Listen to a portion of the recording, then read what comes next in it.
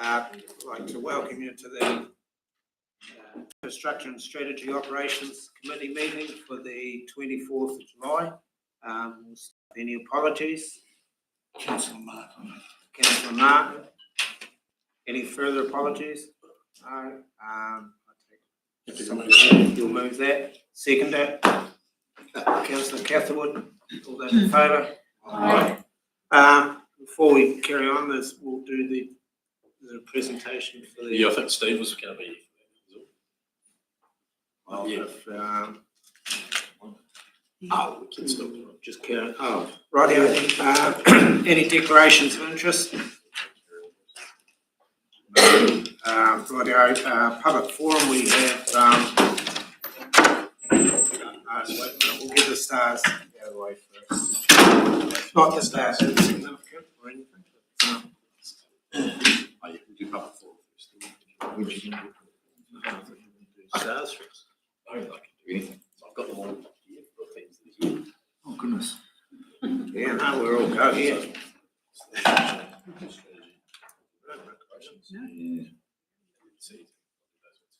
Okay, so just councillors and staff, obviously waiting there. Yes, we just wanted to complete some of the STARS awards. The rest of the organisation has basically finished all the training, so that means that they've done leadership training.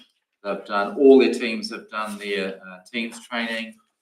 They've all worked through action plans in terms of where they need to be going and concentrating on to move performance from this base level of performance that's being recognised in terms of the commitment and work that they've done to get to this point. But it's the start point to the next stage, which is actual evidence of performance improvement, which is what we are all looking for in terms of the organisation, in which we get return for the investment. You know, we've put a reasonable investment in there, but not just money investment, but it's also in time investment in that, which is a heck of a lot as well. So what we're just doing this morning is reflecting that with the teams that have just finished that now. Basically, the organisation has gone through it. We want to do that, but we've also got another treat after that, which I won't jump to at this point. We'll just get through the first few awards, Mr. Chairman. So basically, infrastructure operations and James. Representing that grouping, Mr. Chairman, did you want to? Sorry. Well, you're the chair, not me.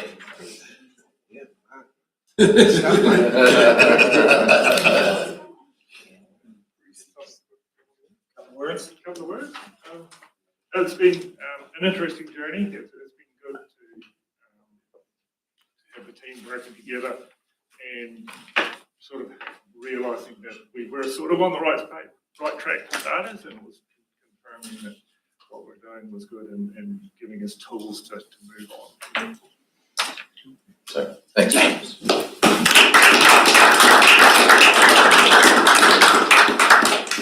Infrastructure, strategy and operations, Donna.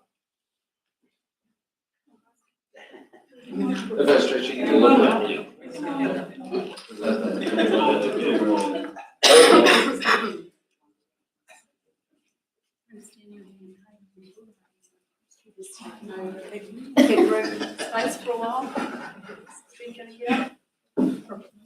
Well done. Thank you very much. Guys.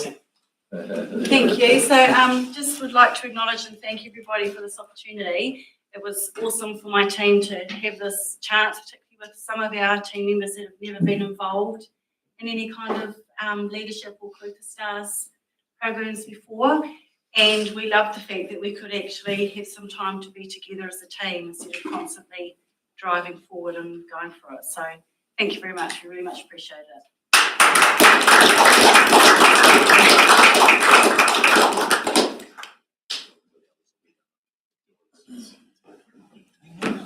Oh, one more, Mr. Chairman. One more. So it's not like we're an aside, but there's actually a CE's department. This is we were the last ones, always the last ones to do anything, usually forgotten. But comms, health and safety, who I've forgotten, Deputy Chief Executive's outfit, and HR. I've forgotten HR. So all that grouping, which is actually really important grouping, were the last to do it, but did do it. And so I suppose it's passing it to Jules. So here you go, Mr. Chairman, you can give it to Jules. I mean, I'll give it to myself. Thank you very much. Jules, did you want to? Thank you very much. I think it's all been said by the previous groups. It was good to do this. It's been actually quite a period of time that we started this, so it's good to get to the point where we've got at least the first foot on the first rung of the ladder. So yeah, thanks very much for the opportunity to do it, and I'm sure we'll be looking forward to the next stages. So thank you. And I think the next committee, Mr. Chairman, will show you what can be done when you get to the next rung of the ladder, which is what we want to do for all the activities. And so that's what we're going to be aspiring to. Thank you. Well done. We'll move on to public forum. We have Rex here, public forum, who has these has been distributed. There's 2 copies. This is the copy that you need to read. Is the one that wasn't stapled to the pictures. It's got extra info on. I take it it's all read. I suppose it's here. Rex, have you got anything extra you want to add to this, or are you quite happy with what you've I'd got? like to say something. Is that Sorry? I'd like to say something. That's all right. Yeah, up to the microphone, please.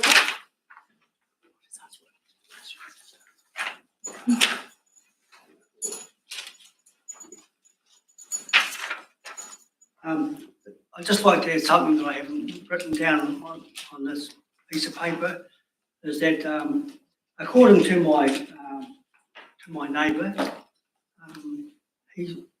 that when the speed limit was raised to 100k originally, the person who put in the 50k speed sign coming into Stirling from Ben Har put the 50k sign past my neighbour's house, where he's the last house on the Stirling side, by a good couple of 100 metres. And so when you approach from Ben Har, the first sign you saw was a 50k sign before you came over the brow and started to go around the corner towards the cheese factory. And it wasn't until I rang up, since I've only moved in there in May last year, that I rang up the council and complained about one of their vehicles speeding past my house, doing more than 50k. And because of that, the council realised that there'd been a mistake made and changed the speed limit to back to what it should have been as 100k. Had I known that that was the man from the council that put the speed sign there, he said, I'll put it here because then everyone will be happy and no one will be any the wiser. Well, I wasn't the wiser, and I spoke out about people speeding past my house when, and then all of a sudden it got put back to 100.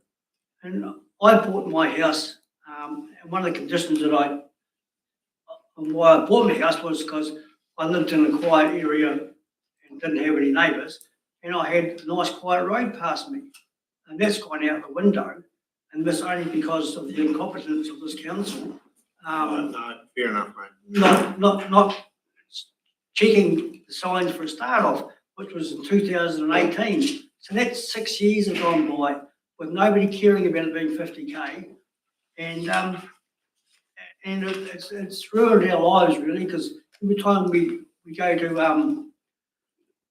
to exit our property onto Mount Wallace Road, we find it very difficult because cars are now approaching probably a limited visibility on our second entrance, because we can't use our first entrance at all to exit because it's just far too dangerous. And as you probably see, I've put some photos there.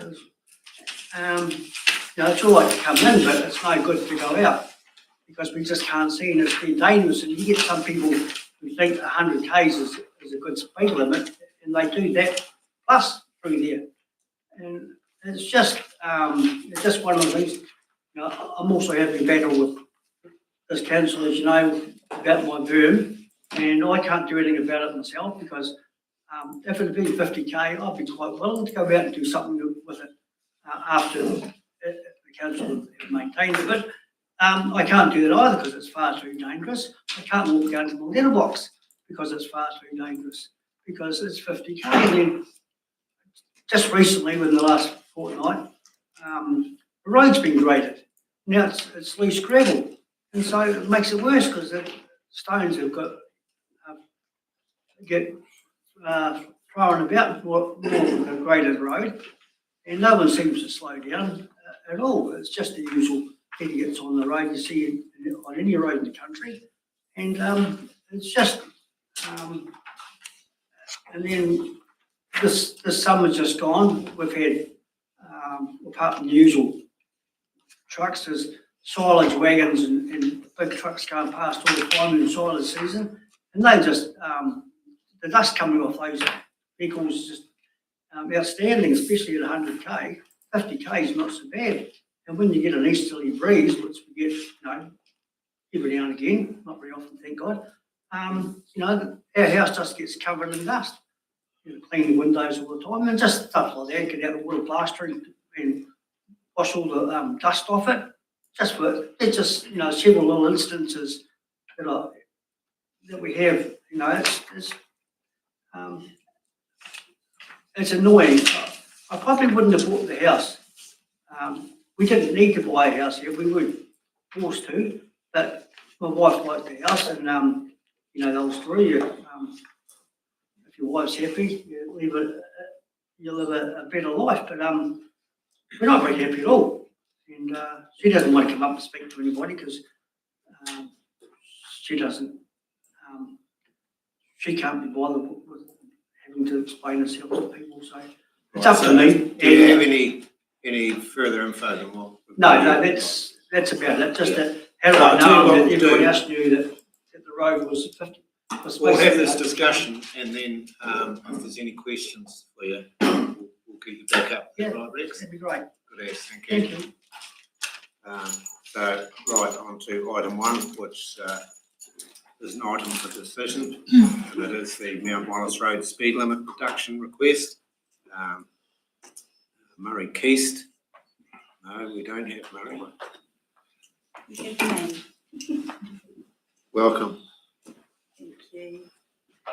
So through the chair, good afternoon everybody. So Murray is actually back in Christchurch at the moment, so I'll represent on his behalf today. So I take that you've read the report and you've just listened to Mr. Edgar. Just a quick high-level synopsis, just as a refresher. Item 3, the assessment of options. These are the new options that NZTA have put in place that we must adhere to for decisions if you decide for a speed management program to be assessed. And then also following on option 4 in regards to the consultation period that we must do. Obviously these will have a financial impact, which is also identified in item 7. So I'll take it that the report has been read, and I will try and answer questions if you have. Otherwise I'll have to take them away from you. Questions? Councillor Finch. Thank you. Would this be classified as rural? Through you, Chair, I believe this road currently is, yes. And Low volume as well. And do we mow berms in the rural area? So I was just seeing if I can see roading operations team is still here. That's normally done with the operations team. They might be able to. No, we don't. Yes, we do. No. Sorry, James is going to come and answer that for you. No, we don't mow any berms in the rural areas apart from some intersections and and corners where we safety or sightlines for safety. We're doing a little area. Yes, thank you.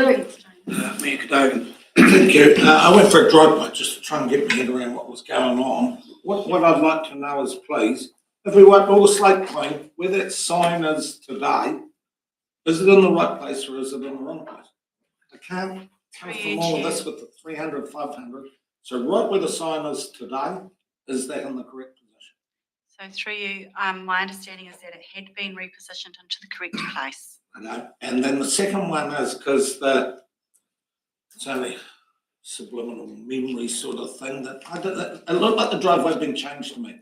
Has the driveway configuration been changed in recent times? Through you, Chair, I'm sorry, I don't know that answer. Normally the driveways are the private property owner's responsibility. Yeah. Yeah, I'll put that as a question to the owner. Rex, can you answer that, please? So I can't hear you. Sorry, has the driveway configuration been altered in recent times? Not since I moved into the house. Okay. Any further questions? Councillor Herbert? Thank you, and sorry, Don, I might put you on the spot, but does anyone know what the daily traffic count is there? Through you, Chair, so off the top of my head, no, I don't know. We can get that information, but normally when it's considered a low volume road, it is specifically that it has a low volume, but I can find out if we have done traffic counting and what those figures are, we could bring back to you. I can email it to you all if you like. Councillor Wheeler?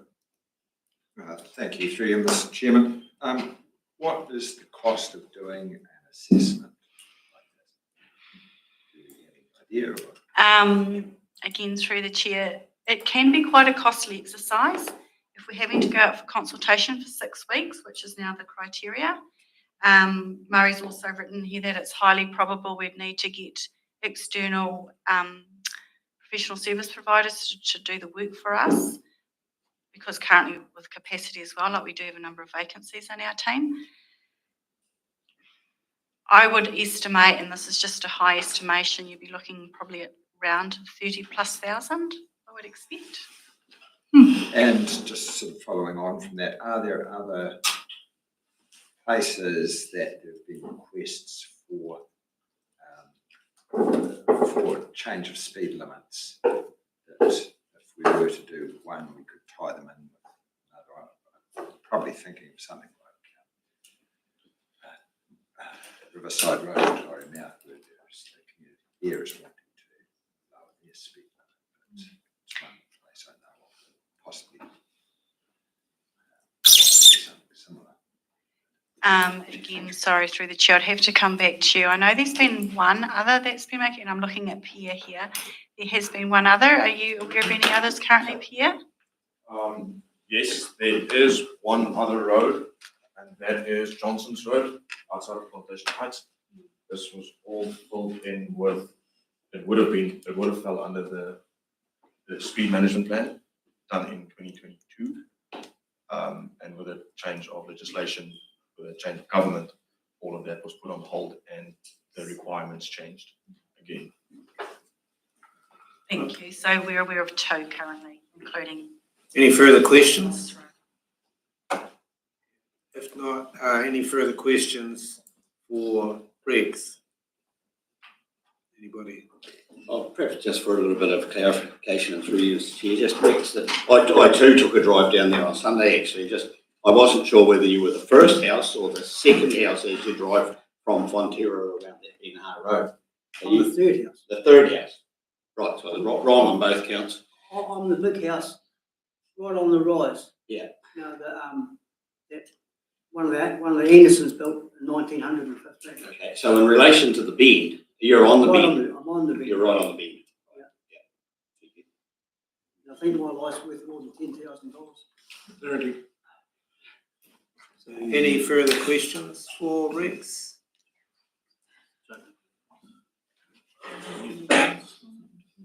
Just to the question about vehicle counts, it's 80 vehicles a day. Thank you, James. Thank you, James. Thank you very much. Thank you. Okay. Right. If not, we'll go into discussion.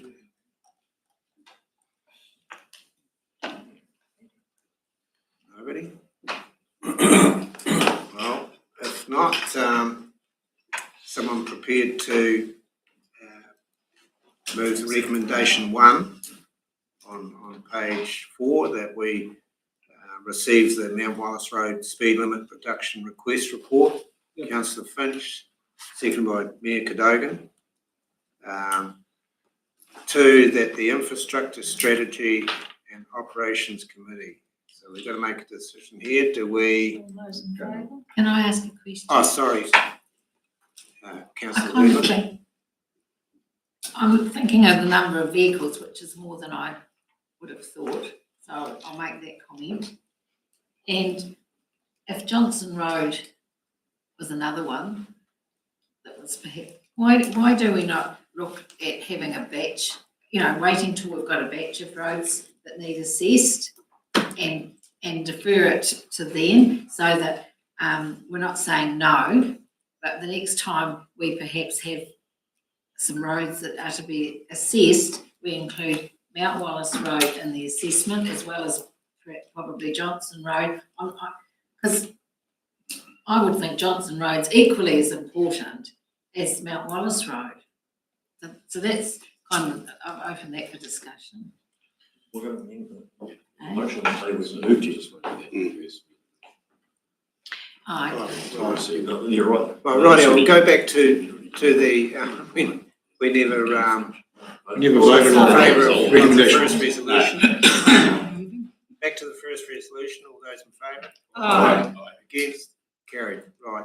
So, Councillor Mackie.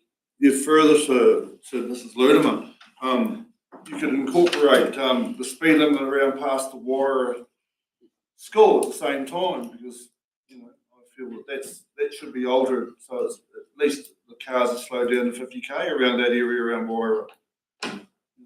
That could go into the consultation as well, make it worthwhile. Through the chair, so school speed limits are outside of these requirements.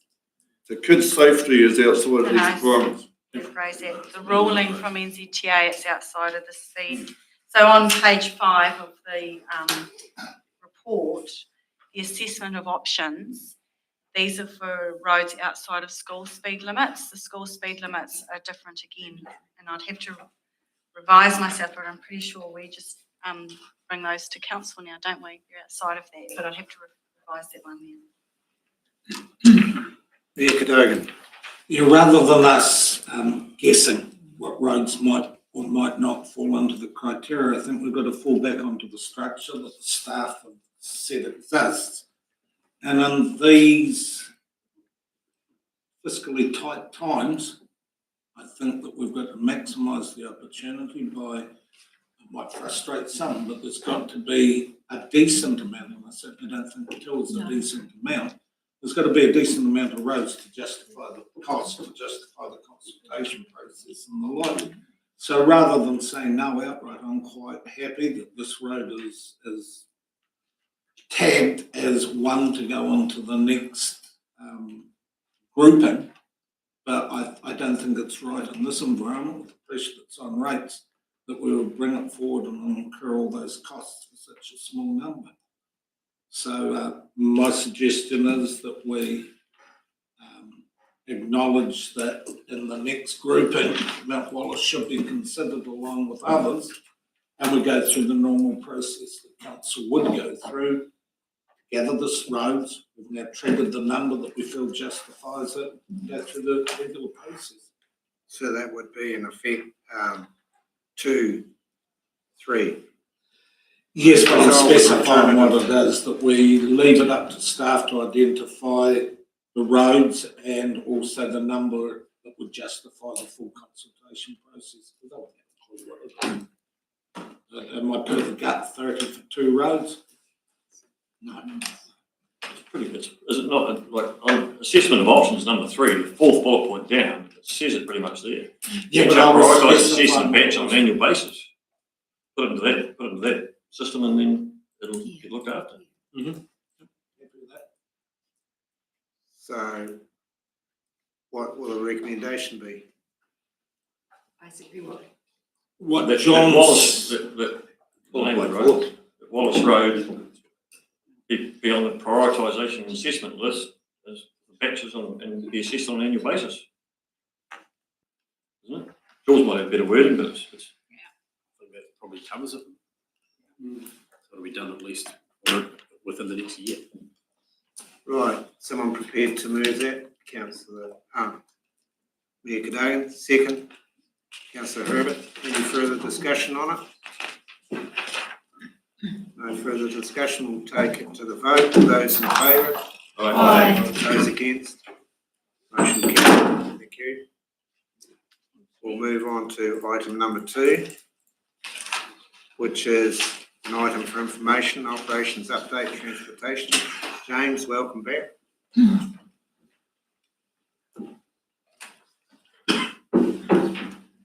you, Mr. Chairman.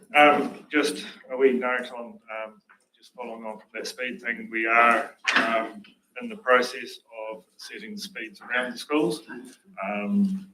The signs are ordered and ready to be printed. We had been waiting on with the school speed limits. It's by law is 45 minutes and 45 minutes before and after the start of school.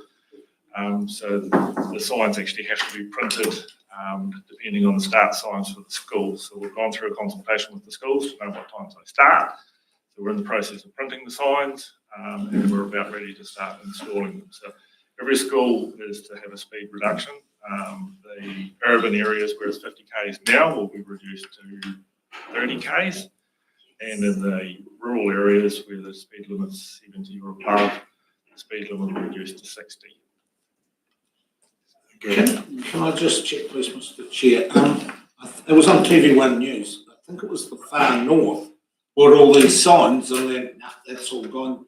Got challenged, and the signs. They showed all the signs on TV, and this great waste of money. Are we sure that with that, because I think they smoked it? Yeah, so it's been changed. So we have got the latest. So Southland District were in the same state.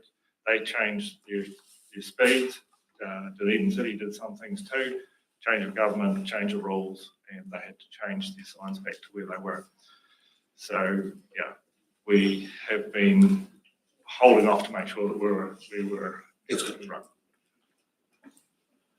Councillor Payne, followed by Kennedy. Chair, question through you, James.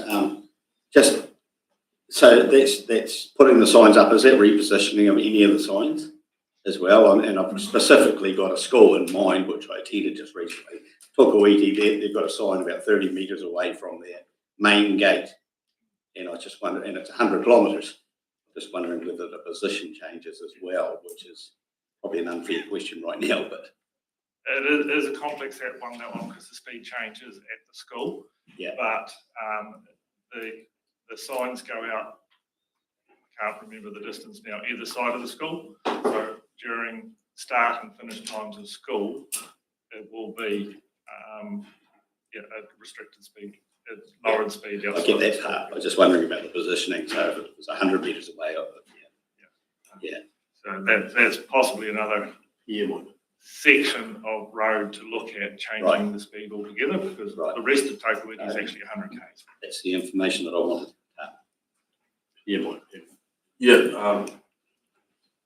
So the new legislation states that we have to do it 150 on either 150 meters on either side of the gate of the school.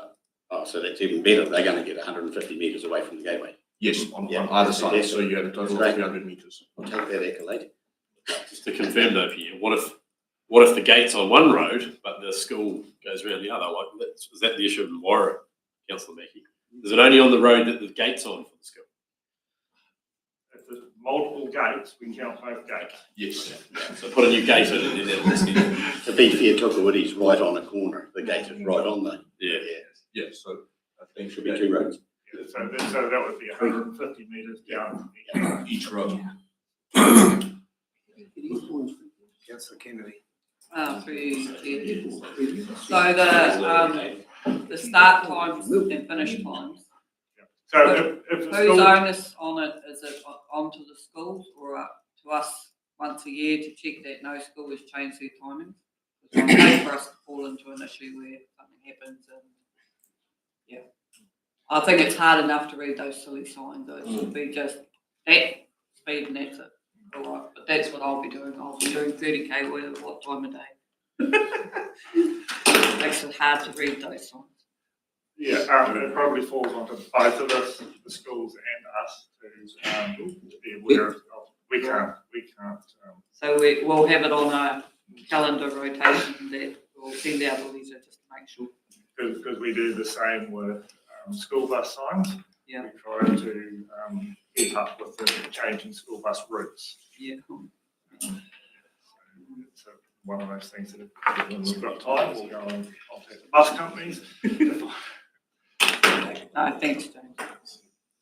Councillor O'Weir. Just a quick question. Are we getting any of the electronic variable signs, or are they all just? Yes, so we've got electronic variable signs for three. Rural schools. The rural schools. Period. So like sort of Death Valley school will have variable speed signs. Warrapar will have electronic variable speed signs. So that would be relatively easy to adjust the. Yes, time. yeah, they can change the times for those, yes, yeah, and they can turn them on and off for holidays too if they work their remotes properly. That's good. Someone ring me. Just back to Jules on that Waira area, I did have it mentioned to me from a teacher at Waira that a lot of the dust that comes in across the school grounds from that road, that Anderson's Road.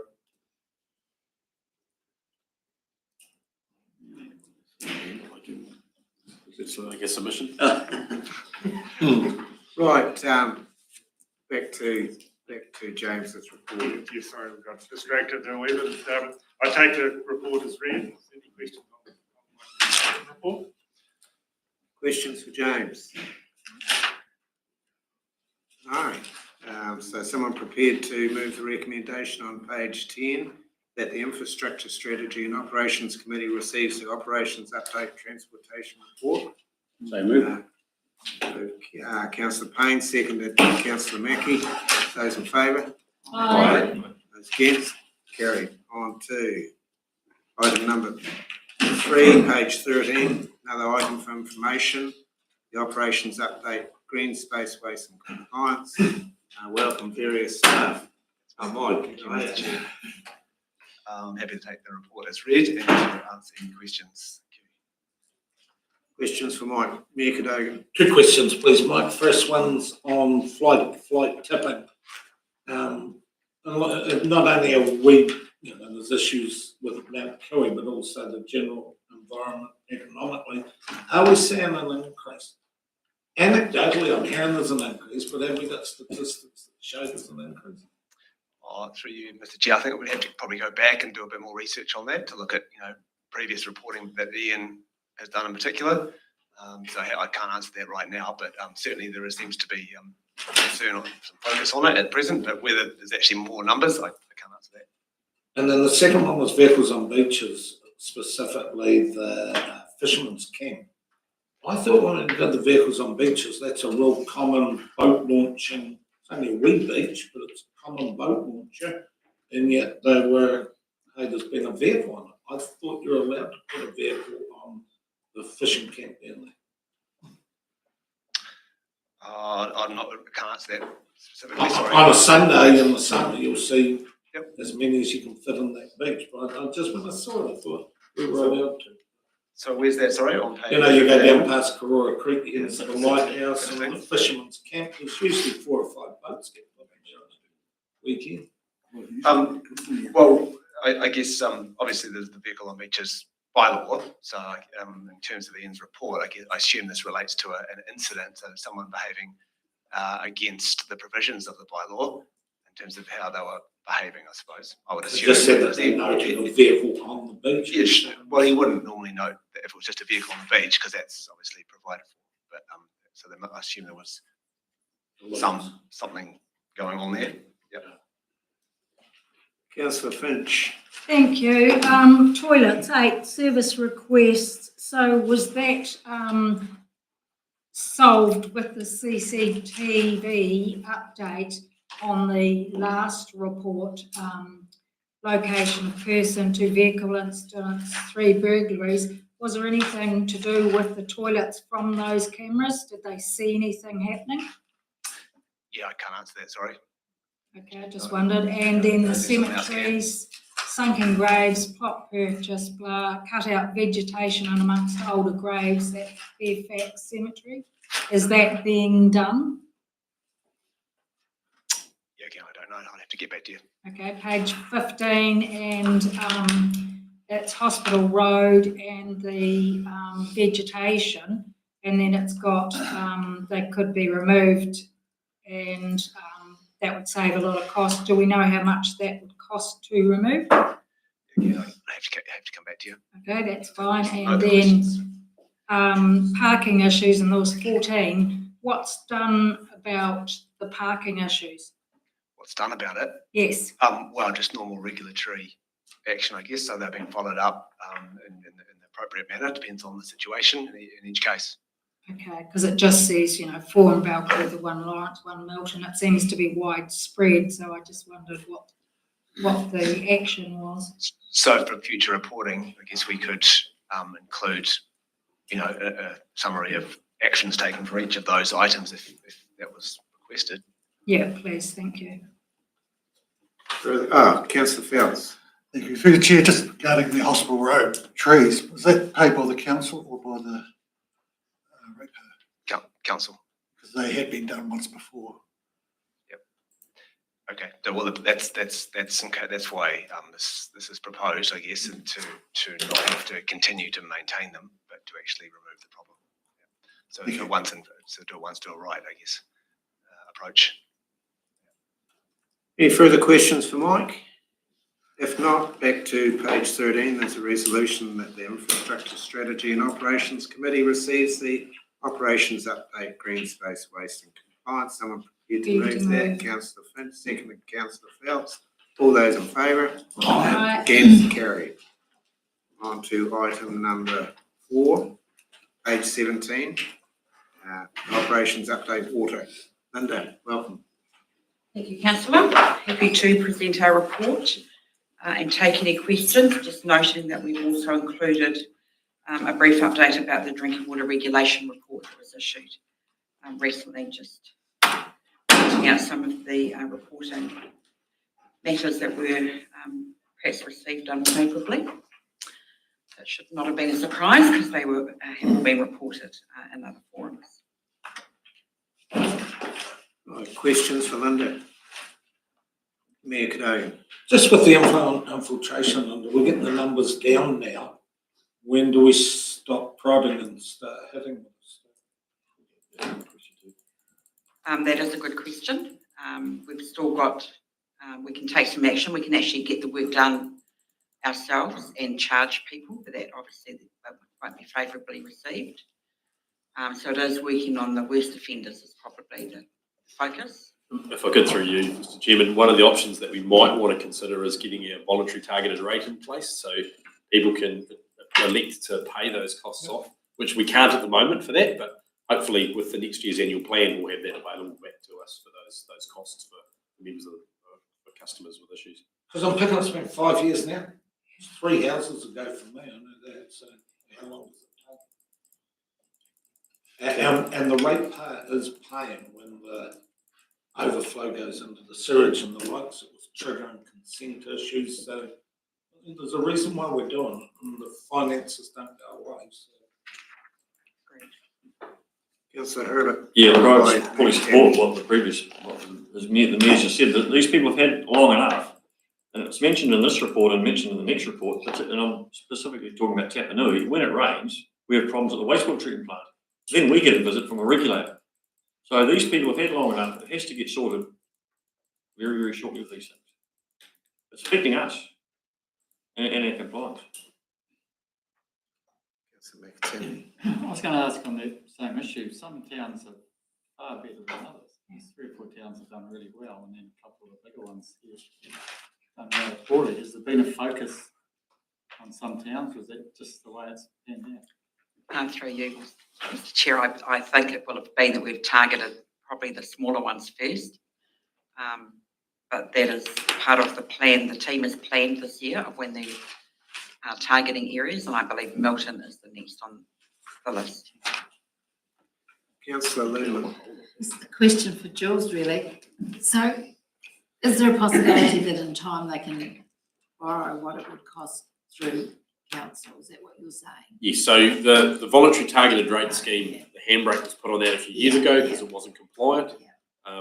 Greg isn't here from finance, but I understand we have the information we need now to be able to do that again. We've just actually got to bring that back to council for an annual plan for you to resolve to include that in our funding and basically what our funding mechanisms for those different things to be able to be qualified for a voluntary targeted rate. There are things like the heating and some of those other things are already approved by council, but my understanding is that the cost of remedying sewer issues is not actually currently something that you have resolved previously to enable the VTR to be there for.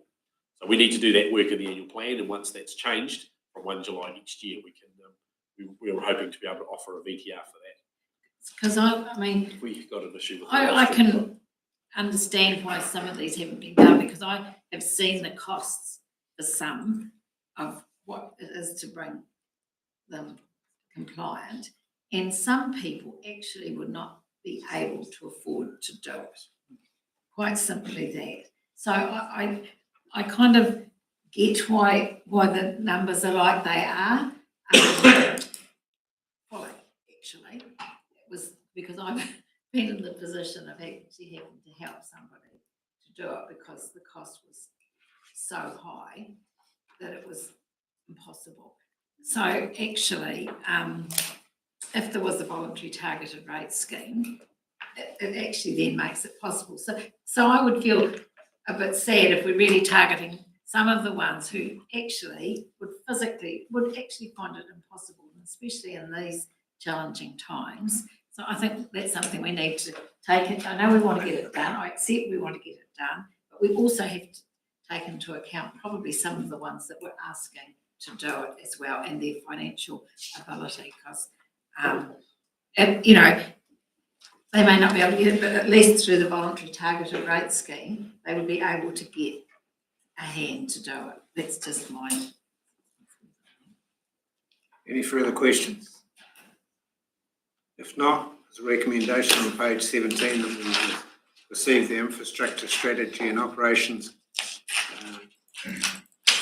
update water. Someone prepared to move that? Councillor Herbert, seconded. Councillor Volwheeler.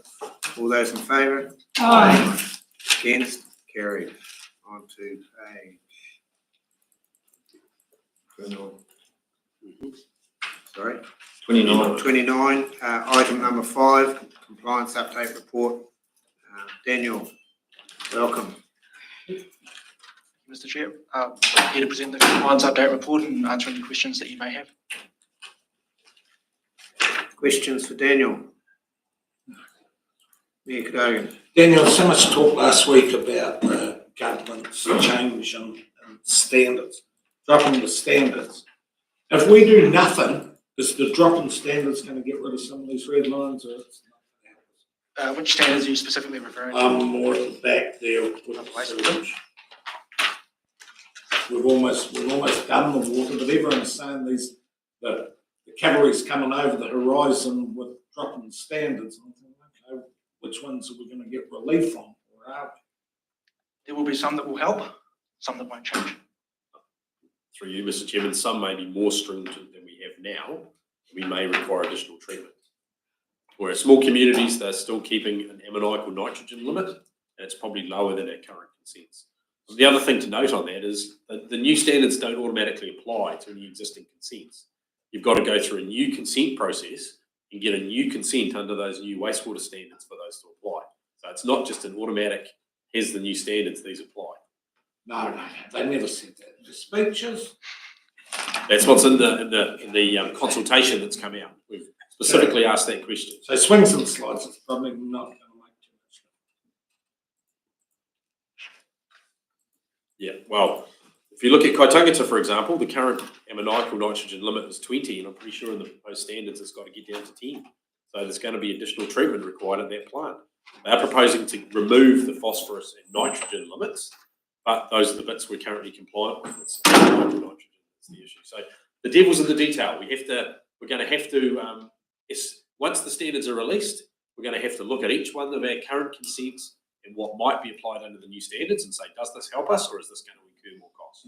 So it's not just a one size fits all. This is going to make everything easier. We may still require more treatment even with those new standards if we go through a consent process for them. There are councils that are absolutely hanging their hat on this is going to be the safe and they're going to duck out from underneath. What's different about any of them that's not us? Just may depend on the current treatment systems they have. Oxidation ponds aren't great at removing ammoniacal nitrogen. That's the one thing in the new standards where they've actually made them a little bit more stringent. So, I mean, we have to wait for the standards to be released, and then we'll do the work. We've already done some work to look at what land-based treatment is going to cost us as a council. So we've got a benchmark to compare that against the wastewater standards once I suppose the process of the consultation is finished and that's released. We'll know what the goalposts will be, and then we can do some assessment work to see how that compares to what our current consents are versus another treatment option and figure out what's the lowest cost for our community. Okay. So potentially, like they can just keep, the way they keep changing the standards, it's a possibility that we'll never ever be compliant, isn't it? And you just keep sending good money after good money. Well, through you, Mr. Chairman, I mean, they have quite clearly said the new standards will only apply when you apply for a new consent. So the current standards we have now, if we can get the treatment plant up and make sure we're meeting them, that should be able to continue until these current consents expire. And a lot of our consents are 35-year consents. Most of our, other than Clinton, Waihola and Balclutha, all the rest of our wastewater consents are actually through till 2044 or 2047. So they're actually a long time away if we can comply with those current standards. Now, they can be reviewed, and there are processes to look at those sooner than that. But at the moment, there's only 3 that we're currently preparing for the consent renewal process. You've got to remember, Milton and Balclutha are not captured by those small town wastewater consents. They're too large. So they're in a different category altogether. Right, further questions? Councillor McAtamney. Wasn't really a question, but with the new economic regulator for water, they too will have an influence on the amount of work or the amount of extra charges that can be made too. So that's a bit of an unknown. If the standards do go too high, then they may say, no, you can't do all this at once, and you have to back off too. So, you would hope. Well, yeah, but they've set a minimum and a maximum price for water, so it's a bit of an unknown too. Further questions? Councillor Herbert, do you have your hand up? If not, back to the recommendation on page 29, that we receive the compliance update. Councillor Herbert. Right. Seconded, please. Mayor Cadogan, those in favour? Aye. Those against? Carried. On to item number 6, is it? Page 53. Sorry? 53. 53.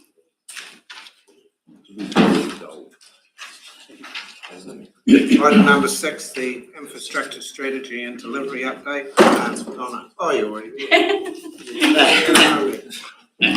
Welcome again. Thank you. And just before we get started, I can't help it. Councillor Cathwood made a lovely comment where he said my team looked like a great looking team, and they are a great team. And I just wanted to acknowledge that 2 of them are away at the moment, and also Ahmed, who is present, but he was called on a business call, missed the presentation as well. But they're a hard-working, great team, so thank you.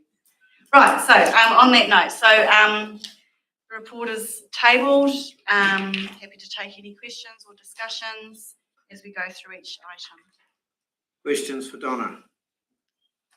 Councillor Mackie. Page 80, the Clinton Pomahaka pipeline renewal. This is the last section before the Clinton Reservoir, is that right? So which page, sorry? Page 80. 80. 80. Oh, here we are, sorry.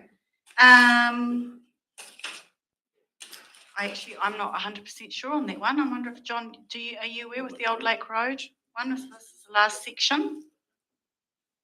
Old Lake Road. The Clivevale Pamahaka pipeline renewal. Yeah, that's on Old Lake Road. Councillor's asking, is this the last section of road area to be done? On the pipeline to Clinton, isn't it? Yeah. Councillor Meekin.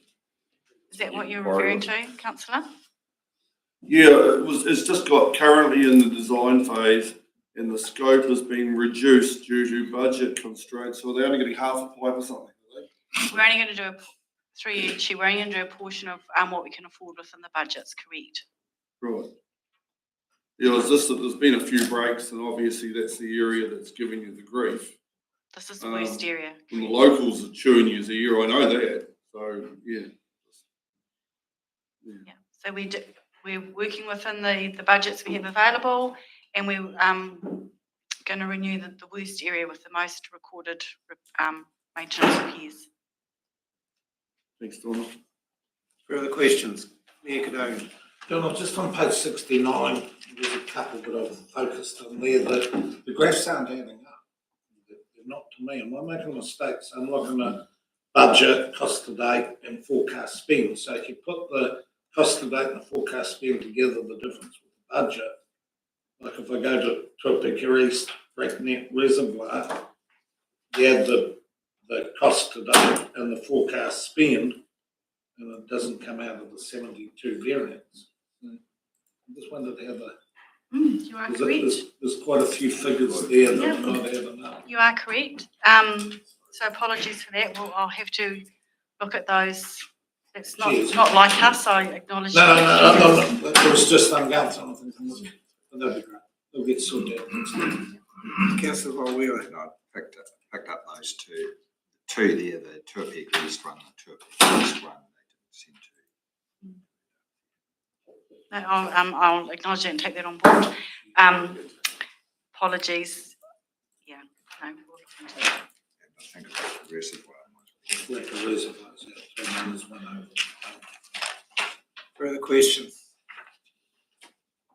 No, back to recommendation on page 53. That we receive the infrastructure strategy and delivery update. Someone prepared to move? Councillor Kennedy, seconded. Councillor Ludeman, all those in favour? Aye. Against? Carried. On to the page. We've got a page number.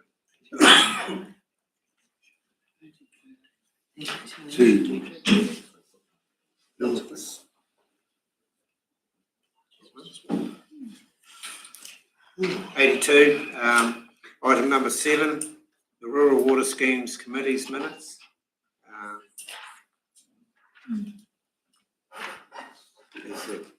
Just for noting. Yeah. So I suppose if there's any questions. Not a question, but just a comment. It was some interesting reading as I went through them. I actually, I'm just skimming, but there was some actually good conversations amongst the committees and some quite good feedback to us as councillors. I would suggest if you haven't read it, read it. Councillor Herbert. Is the chairman, is the secretary of the new Balmoral Topeka, is that former councillor Jeff Blackmore, is he the secretary? No, that's right. Is it you? No. Because whoever they are doing an outstanding job. That's a very good recording of the meeting. There's only one other secretary would be better than that. Well, I was going to comment that the new secretary is far better than the previous secretary. Was it you? Yeah. Very well recorded meeting, great. There's a lot going on here. Yeah, there is. Any further comments? If not, someone prepared to move the recommendation that we note the Rural Water Schemes Committee's annual minutes. Councillor Finch, second Councillor Herbert. All those for? Aye. Against? Carried. On to page. Sorry, can I just, the secretary, sorry, Councillor. Pauline Young from up Topeka West, who sometimes does a bit of work here at the council. She's not that far away from Topeka. She on the Crescent District's comms team. If you know your stuff. Where's the dime? That brings this meeting to an end. Thank you very much for your patience. Oh, you don't need to clap. You're the same as the Prime Minister, though. I don't know, perhaps we better get him Under there. some help. Don't embarrass them, one clap.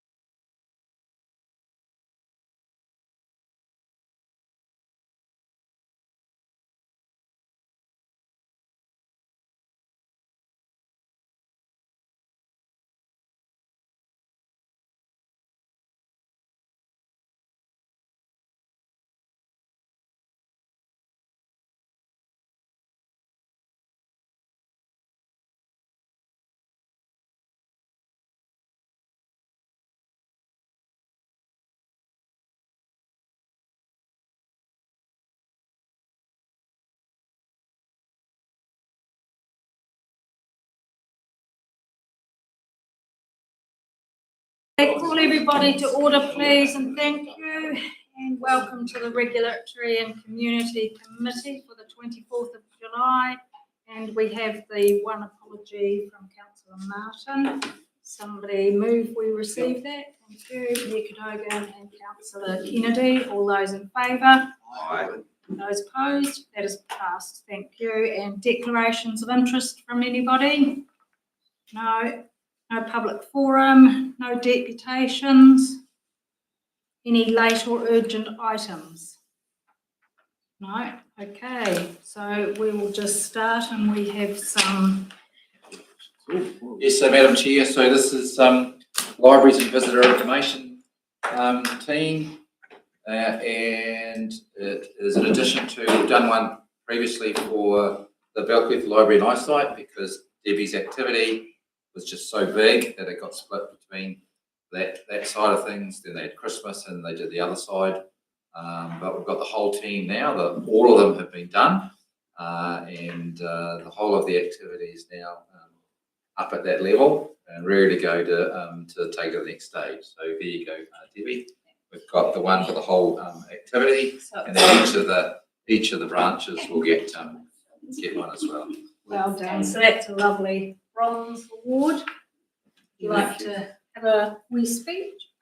Yes, I just would like to say a few words. So I'm here really representing our Milton, Tapanui, Lawrence and Owaka community libraries because although they're small, 4 wee small libraries, they're geographically spread across the district. So you can imagine logistically just trying to get the staff together to do this has been actually a huge achievement because as well as that too, all of those libraries actually only have 1 full-time staff member and they're supported by part-time staff.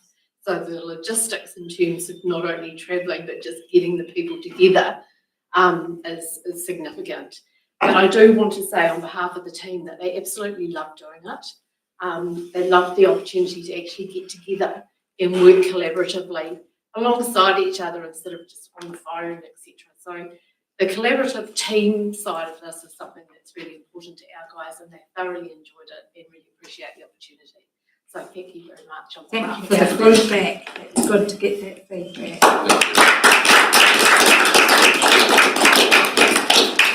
Now, just before we carry on, there's another one. There's another one, Madam Chair. So I'll just give you that one. Right. So this, please, it's the planning team. They're all going to come up.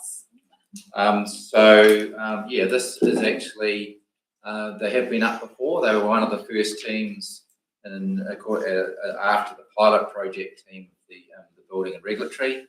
The planning team have done and gone through to the first stage of bronze. They've been pushing for a long time to take it to the next level. And what does that next level mean? So, the examples of the achievement necessary to take to another stage for this team is in terms of the team dynamics, 90% engagement, which is staff engagement score for their team. If you remember the engagement for the whole organisation, it's 46% in that sense. They achieved 100% resource consent approvals within statutory timeframes for the 2nd year in a row. So that's a great baseline achievement. And those of you that are around for a few years will know that the planning activity hasn't always been, top of the line in terms of performance, customer complaints, and all this sort of things. We all are aware of this, so it is really important. It's not a gimme. This is required a significant change. They've met 100% of their KPIs for all planning inquiry timeframes. They've actually, other things, bottom line financials, improved cost recovery and increased revenue, almost $90,000 more revenue this time compared to last financial year. They've also reduced operational level of service costs. The program they've done around noise control has saved $25,000 over the last 6 months, while still managing customer expectations in that sense. They've gone out and checked with customers. They've gone to focus groups for them in terms of how the customers feel about them. That's really important. Important aspect of the evidence necessary, and met with the industry. And they've had overwhelmingly positive feedback from the industry, along with implementing some industry suggestions for improvement. That's the whole point of why they would do this. They've done a lot of collaboration and cohesiveness across council, across all teams. A lot of the times this activity spearheads areas that require better collaboration, and you can actually rely on the team to be able to get stuck into that side of it. The documentation, they've created multiple operating processes, SOPs, for all their planning processes. They've set their team goals for the improvement projects. We've discussed with them and set the aspiration and said, what does an excellent team look like? Because that's the next step. What is the step to excellence around that? What will that look like? and they're keen to have a go at what that looks like. They, exemplify the values that staff have had across the organisation, and actually have set their own internal values as well, additional for themselves as a team. So that's a little bit of the citation in terms of why they have been able to demonstrate going to the next level. Olivia, I know you want to say something, so please. So I'm immensely proud of the team standing here today, and I'd also like to acknowledge Blythe Pringle, who was with us and helped with all of our projects, and also Craig Barr, who's a trusted advisor for our team, supports us a lot. We are small, but we are mighty, and we really do strive to be high performing. And what drives us is to be the best that we can be, and this always means raising the bar. As Steve acknowledged before, there was a period several years ago where the team was not in a good place. That now feels like light year ago's. However, we never take the safe space that we have now created for granted. We are grateful for Christina's continued championing and Steve's advocating for the Clutha Stars program. And we very much appreciate all of your backing, the councillors' backing, because Clutha Stars has been a wonderful framework for our team, and the results do speak for themselves. Bronze provide the foundation to get the basics right and plan to do better. Silver created more structure and challenged our status quo, encouraged us to think differently, and put our learnings into practice to demonstrate results.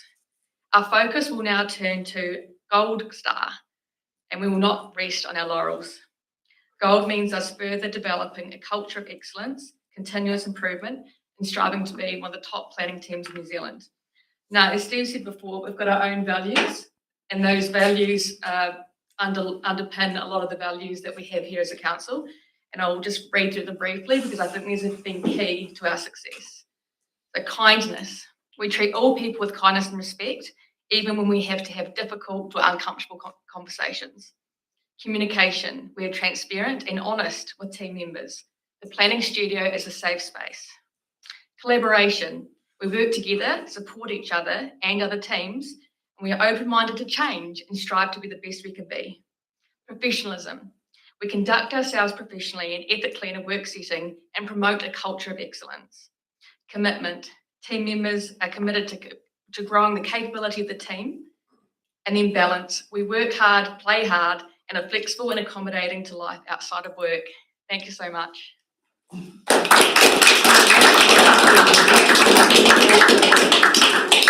This is obviously a great team with a great team leader, so congratulations for all you've achieved. It's excellent. Well done. Thank you. Excuse me, Chair, can I also say I well remember from the political arm that you've got a lot of acid, and we appreciate the fact that the work you're doing on the excellence. It's taken the heat off us. So thank you. Welcome. Well done. Thank you. All righty. That's really exciting to have done. So moving on with item 1, please. Sorry about that, Debbie. Welcome, thank you. Thank you. It's my pleasure. This year, we've done something a little bit different. You'll know that in previous years at this time, I usually give you an update of activities from the libraries and visitor information services. And this year we're still doing the same thing, but you'll notice it's minus all of the pretty pictures that you normally get. But don't worry, you'll get them in the next activity report.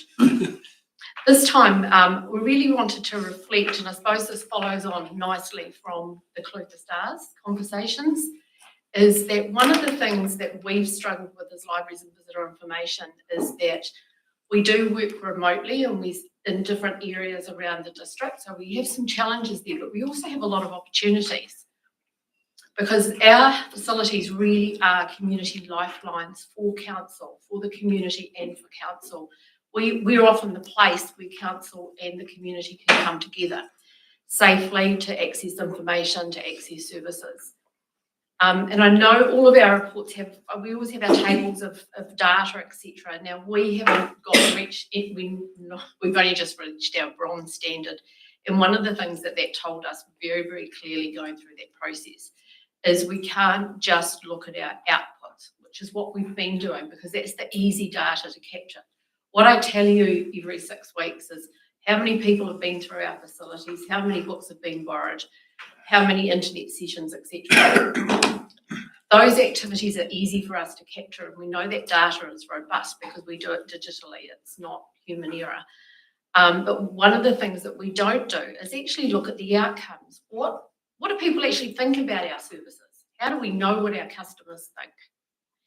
So our teams will be looking at that at a more micro level, but I was really, really pleased to see Public Libraries New Zealand actually pick this up for libraries across the country in the last 12 months, where they created the first ever Public Libraries impact survey, actually asking people about a lot of the services that libraries provide across the country and what their individual members think of it.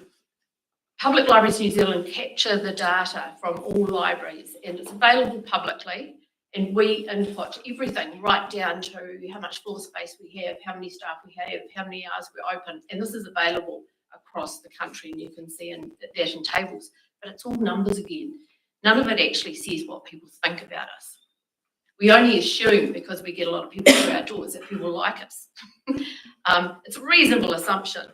But what this first community impact survey is actually intended to do is to just provide, and I did give you that, I looked at cutting and pasting it, but I thought, I know you're probably over reading stuff. I know you've had 3 Waters stuff and you've had reports for Africa. But I wanted to put it in just to give you some background and a different context when thinking about the services that we provide. So this is really a baseline survey, and every library in the country had the opportunity to participate, and we tried to push it. We did push it through our branches, and we were lucky enough to get enough responses to actually get a picture for us, which is on the last page. It's on page, I'm not going to repeat the outcomes. 24. Yeah, page 17. So that's just a snapshot. And what it really points to is how people feel about our services. So this is the more intangible stuff. It's like why people come to us and what difference it makes to their lives. Now, I think, we often get referred to as community hubs, but I think there's another couple of words that are really, really topical as well, is we are lifelines. We're often the connectors that connect people to services. Not just council services, but government departments. We have police referring people to us to apply for their firearms licence because they can't use the internet. And it's not just about people not having the skills. In most cases, when people come to us for assistance, it's not because they want to learn anything. They don't. They just want someone to help them access that service that they desperately need to do something, whether it's apply for a passport, a job, or whatever. So we do a lot of those things, and it also brings people together. That's one of the things our programs do very, very well, is connect people. So this survey is a baseline, and I wasn't able to put it in here because I didn't know, but we've just been advised that it will be repeated on an annual basis. So, which is really, really good because it gives us a start to actually looking at some outcomes as well as the various outputs. So yes, so hence why there's no pretty pictures of programs. But I did want to share that with you. The other point I wanted, just while we're on libraries, is just to highlight too that we are moving to a new library management system. And this is one really that we've been very lucky to get. It's very much around timing and the importance of having vendor and good supplier relationships, because we've been able to negotiate the migration to a new library management system within existing budgets, which is why it hasn't come to you for approval or anything, because it's just a new system within the same pocket of money. The library management system, for those of you that don't know what it does, it's the beast really that manages our book collections. It's how we purchase our books, the circulation of them around the district, the issuing and returns and everything. It's the digital platform that every library in the country needs to exist, to actually move their stuff around and buy new things and throw them out. And new modern systems also connect with our digital content, which we don't own, And we provide that through subscriptions, so like our ebooks and e-audio books and things. What this new platform will do is two key things that are really important. One is it's going to be more secure, and we all know how important that is in today's digital world. So this brings this into it fits within council's IT security infrastructure. So it's robust, which is really, really good. The current system we have has been in use since 1999, which in IT terms is pretty blooming ancient. The other key thing is it will be a much, much better user experience for customers. Because whereas at the moment there's no connection on our current catalogue between books in different places and different formats, this one, and I did give you a wee picture on page, just a little screen snapshot on page 20, that just shows where someone's looked up a book on a catalogue, and it not only shows you the jacket of it, it tells you what branches it's held in and in what formats, whether you want a large print edition, an audio, a digital book, or an ebook. So at this point, we're looking to go live at the end of August, and the system will be down for a week, but it's okay, we can pen and paper it. We'll cope for a week. And we're working with comms at the moment to get communications ready, so we'll be advising everybody as we work through this. And we have been lucky enough to time this too, that it goes beyond the implementation of Datascape, so the two of them haven't hit at exactly the same time, because that really would have, I think our staff would have fallen over if we did try to do the two at exactly the same time. And finally, the only other thing I'd like to highlight is just the wee table that we put together for the eyesight, because the visitor information has been great this year. We've had a good season, lots of international visitors. We haven't seen quite so many domestics. But one of the things that's really interesting with the eyesight, whose visitor numbers have been going up consistently for the last 12 months or more. Now, we've just completed a full 12 months being located in Tacoma. And what's been interesting is just in a very rough table on page 21, we're showing the breakdown of the sort of visitors that the eyesight deal with.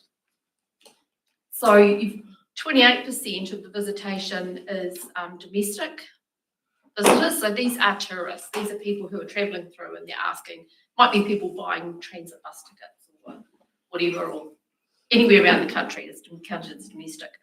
15% of the visitors that they're dealing with are international. And 57% of the other visitors that come into that eyesight space. Now, we've got 3 door counters that actually put a perimeter around the eyesight space. If you're wondering how we get the data, it's not captured through the door of Tacoma. They're directed directly over the eyesight rental space, less space. So 50% of the visitors that come to the eyesight don't come for visitor information. They come for council services, general information around what time's that cafe open and why isn't it open on a Sunday, They deal with all of those sort of queries. But one of the other roles that we're seeing more increasing is actually the importance of their position in Tacoma and being the first staff welcome that people see when they go through those front doors. So they do put a lot of work into promoting the facility and promoting the other services in it. So that's really the key points for the end of the year. So it's been a very interesting year, and it's been quite challenging. But I think I can channel Liv as well and say how immensely proud I am of every single person that we have in our team. Because our challenges are quite different to other parts of council.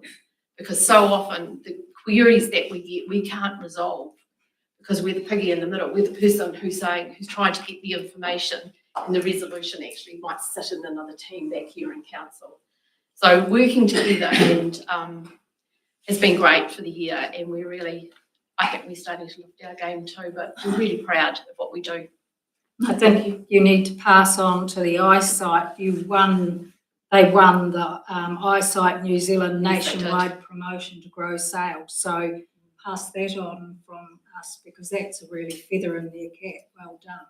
Any questions from anybody of the report, please? Councillor McAtamaney? Yep. Yeah. Hi, Debbie. Can I just ask a question on that national survey? So that's the first time they've done a survey in that format. They would have done other surveys before. No, Okay. no, not national ones. Because I was interested in the demographics. Nearly 80% of library users who did the survey were over 40. And I was curious as to, do people start using libraries as they get older, or are the library, or is there less library users and they're all getting older? It's a tricky question. It's an important really question as to the future usage of libraries. It's a really good question, and this survey doesn't reflect that. It doesn't really answer that. What we do know, we can pick it up through membership data, for instance. Libraries have a lot of young users, so we have lots of children, we have families with young children. And library use tails off. You come into the libraries after school and you'll see all the, I call them the tweens, that sort of up to 12-year-old age group. We have loads of kids in every day after school. And then, and this has always been the case. And teenagers, these days they have devices, but even back before digital stuff, we used to lose them at about 15, 16. You wouldn't see them until pretty much they had their own kids, late 20s, early 20s. And they come back in pushing prams. And in the meantime, the other generation is sort of starting to scale down their work. So we do see a lot of seniors. But with the survey, it was a physical survey. So the work was online, but it was also on paper. So it was much easier, and we were pushing it within our libraries.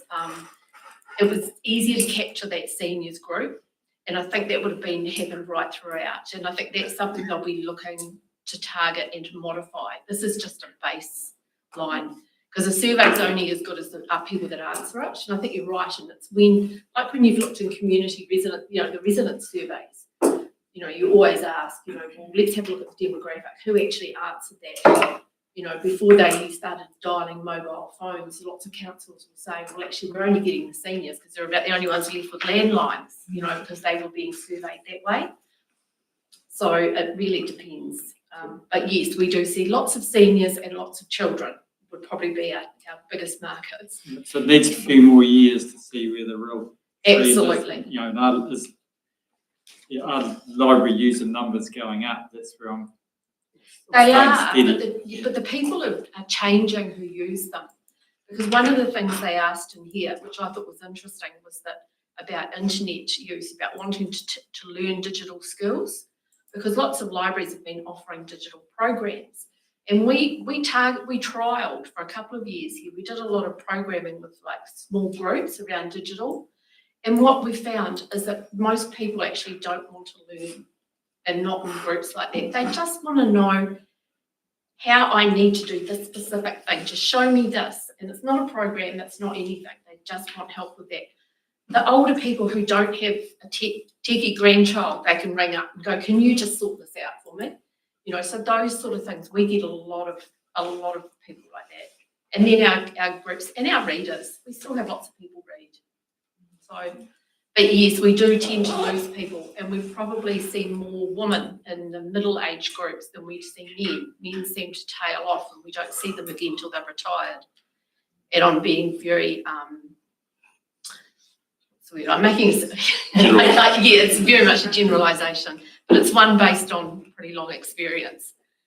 Thank you for that, Councillor Payne. Thank you, Madam Chair, and I just through you, I'm just going back to the June visitor statistics. Actually, the yield to date, full yield to date, 42,500 people through the doors is an incredible number of people through the doors. And I'm just down to the next slide where you've got your pie graph, and it's got your visitors, your domestic, your international. That's fair enough. You probably have a point of contact with all of them. 57%, I'm thinking, you talked about council business that they're doing there. Have you got any idea of how many of that 57% actually do have a point of contact with front of house, I guess, do some business, or is it? Or do some just walk through and walk out, or like it's telling me that it's a need rather than a nice to have? It's really difficult, like we can't measure what we do for council using any digital formats. Because like, you know, I remember when I started in my previous GM said, what about some sort of KPI around service requests? It doesn't work for us because our team might raise a lot of service requests based on customers making, you know, wanting, but we have no influence at all over the resolution of them. That sits with another activity in council, whether it's roading or parks or footpaths or whatever. But yes, people come in and they just want to know basic stuff. And if we want to be welcoming as towns, we're often the first port of call. And the eyesight stands out because it's in that beautiful new building, which is, you know, and people will go in, and what we are still seeing is people wandering in going, oh my God, this is Belclutha. How did this get here, you know? And what's this building all about? Could we have a look around? They're still doing a lot of that. And also a lot supporting some of the other tenants. You know, they help they'll unpack the ice cream deliveries when the cinema's not open. So there's it's a lot about working together as well. Any other questions? Appears not. Then we have a motion, and it's just a recommendation that we receive the Community Libraries and Visitor Information End of Year Activity Report. Somebody willing to move that, please? Thank you, Councillor Herbert, and a seconder, Councillor Payne. All those in favour? Aye. Thank you. Thank you for that, Debbie. And moving on to page 24. And thank you, Mike. And this is Communities and Facilities Update and Information. Thanks, Madam Chair. Now, if you like, I can actually go back to the previous meeting. I don't know if I can do that and just answer, because I have got some answers to some of the questions that were put forward. So if you're happy for me to do that, I know it's a different meeting. Yeah, So get that hot off the press. So there's a question around public litter, whether that's increased, and the answer is yes, there has been an increase in public litter. Ian Royal in the past hasn't been visiting some of these sites, but he is now often going out to take photos of various areas. So not necessarily have the numbers gone up, it just shows that Ian's out there, he's helping out and addressing these issues more often. So being, I guess, you know, looking at it a bit more closely maybe. Fisherman's Camp, vehicle on beach, yes, there are often vehicles here launching boats, but this vehicle in particular was driving unsafely. Therefore, a complaint was dealt with. It was in breach of the bylaw, as I said, while driving dangerously, not just from being on the beach.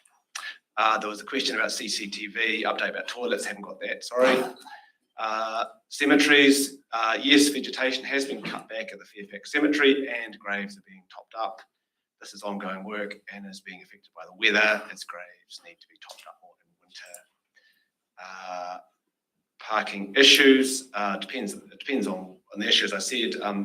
Tickets are either issued or warnings can be given. Yeah, and we can include a summary of those as requested. Thank you very much. Okay. But yeah, in regards to this item, the community and facilities update, I'm happy to take it as read and answer any questions, but just, I guess, as noted in the summary, we're a bit light on the ground at the moment. It doesn't help with some people go to Greece for 6 or 7 weeks, but anyway, it's okay. Nevertheless, obviously there's a lot that the workload doesn't stop. There's still requests coming in. There's still stuff to be done around, particularly around community projects. That's the outplace stuff. Community support, grants, funding, etc. Community facilities. There's a lot happening there, especially around the community housing, I guess, with winter and that kicking in. So there's quite a lot of stuff happening there with Darwin, and also a little bit around road safety. So you know, we're doing our best, I guess, to address all of that stuff, but definitely we'll be looking to provide a more comprehensive report when we've got a few more back on deck for the next standing committee. Last update is that I said that we were short on 2 positions. We now are short 1 position. So we appointed Adam Robertson on a fixed term contract to act in that community plan implementation role. So he's starting on the 1st of July. 3 months, yeah. Thank you for that. Has there been much uptake on the battery collection there at Tapanui and Toko? You'll hear this going really well. Yep. So Great. Yep. That's really good. Questions of Mike, please, of his report? No questions? Okay, then somebody willing to move the recommendation that we receive the communities and facilities update report. Councillor McCrosty and seconded Councillor Mackie. All those in favour? Aye. Those opposed? That is carried. Thank you very much for that. And moving on to item 3, and Mike again. Yes, so again, just noting that Adam will be starting on the 1st of July and we'll be throwing him straight into it. It is just a part-time position, but there's quite a backlog of stuff and to address some of the key projects, I guess, that the ones that are already up and running, and there's quite a few of those. So, for example, the Kaka Point Playground, there's a major redevelopment planned for out there. So we'll be bringing you an item for that, either for the next meeting or the one after that. It's 1st of August, isn't it?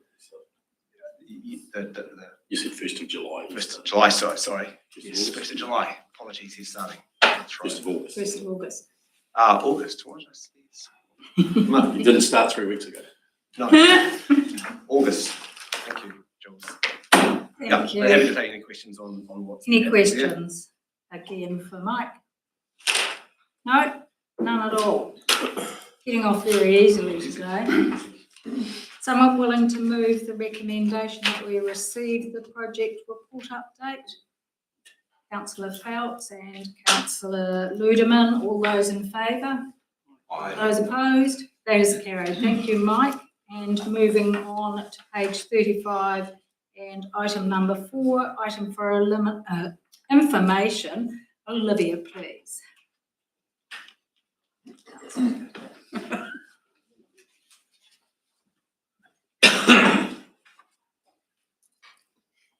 Kia ora koutou. Just a few updates.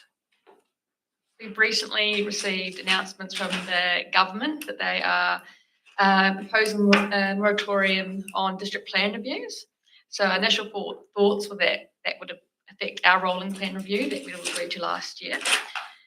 So there'll be no more plan review for us. However, there is actually a lot of matters under the RMA that we still need to do in the district plan, such as monitoring.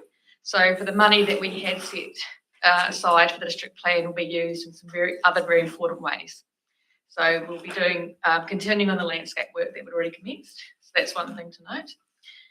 The other thing to note in here is that Steve has approved us going to a permanent reduced level of service in regard to noise control side of things. There is a memo in a lot more detail that's attached to the report, but what we realised was that if we're a lot more efficient in how we responded to the calls, we were still balancing customer expectations and ensuring that any high risk matters were dealt with, as well as saving a significant amount of money to the ratepayer, which we think is really important. And thirdly, I think Mayor asked a few weeks ago at the last committee why we were on day 35 and 32 for our average days to grant. Very good question. Proud to say that there's no issues there. The reason that it is high is because the 20 working days is based off of non-notified applications. That means something that's just processed in-house and goes straight through. There's also situations where you get a limited or a public notification, and that's where it's a lot more drawn out because it needs to go to a hearing.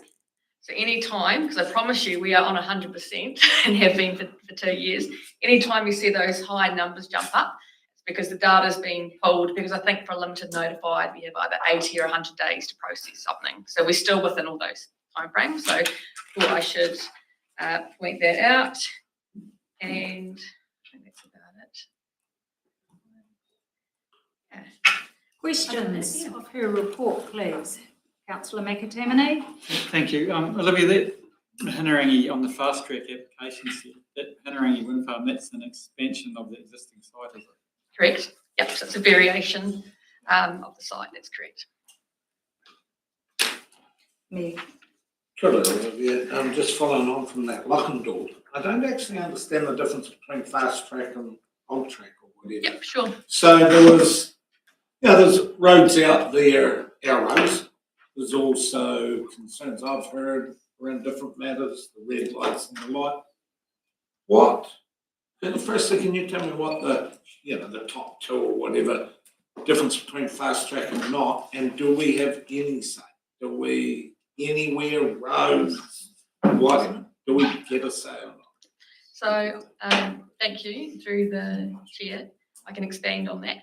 I'll keep it really basic. If there's any planners listening, they'll probably want to crucify me afterwards because I won't quite get the terminology right. But just for the audience we've got here, I'll respectfully keep it level. So basically, if it's a standard process, that just goes through our council. So normally myself, who's the planning manager, is the decision maker. So I get to determine, based on recommendations, if something goes ahead. Now, the fast track means it is not processed in-house at all. It is processed and by central government, so way above us, and it's the expert panel that actually make the decision. So that means we have a lot less involvement in the determination of a fast track decision. And the whole point of the fast track process is to streamline a lot of infrastructure projects. It's basically the government has a list of about, I think it's 300 fast track projects that have agreed to be fast tracked and will go through the special process. And I think there's 3 that close the district, and they were all for wind farms. Sorry, next question. Yeah, so doing it the old way and doing it this way, how much time saved? How much money saved? It would be irresponsible of me to comment on that. I'm just trying to get a balance. Yeah, they're saying it's changing the world. To be fair as well, it started under a different act. It started back in COVID times, and there was some fast track under the COVID Recovery Act, and now we've got a different type of fast track. So there's not, my understanding is not a huge amount of gone through to be able to have some data. What I have seen from a couple that I've kept an eye on is it does still take a little while, but that at the end of the day, it's up to the developer or the applicant of what process they want to go to. They can choose, and in terms of costs, I'm not sure, but I think they do have to pay quite a significant deposit, maybe in the hundreds of thousands, to actually get onto that list to be processed. Yeah. And then one last one. If it fundamentally changed, say, bridge and bridge culverts with the big heavy trucks or something, do we have an ability to have any say, or is that just bad? So we do have some ability. So we're, again, any planners listening will crucify me, but we're almost like an effective party. Yeah. So that means that, and with the wind farms that are going through that process, they have been undertaking what's called pre-apps with us. So they're giving us roading reports and asking for our feedback on things. So they're getting as ready as they can be because they want their fast track process to go really smoothly. And that means if we've already agreed on things in principle, then that's more likely. But I believe that the intention will be, and remembering our district hasn't really been through a fast track process yet, so I don't know all the details. The intention would be that once the panel gets a hold of it, so the panel from central government, that they will then consider if we're an effective party, and then they'll ask if we've got any comments on the application. And we might say, yeah, we've got these conditions that we'd like to be included, and they'll take that into consideration. And that could be part of their decision that they make. Okay. Yes, Councillor McAtamney. Okay, thank you. Olivia, can I have another we go? Okay, so this is a bit of a minor. The first question, what's the third wind farm?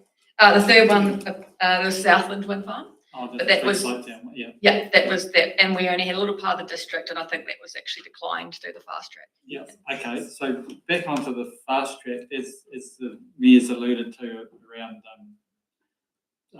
if we've got to strengthen up roads, etc.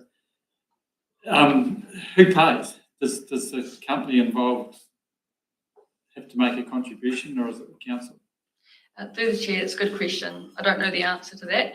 I can find out. However, I consider it would be looked at the time of the application, and because that's what normally, anytime, even in our normal process, a lot of those matters are determined in the processing, And so for Lochindaub and for Mahararangi, they haven't actually started getting processed yet.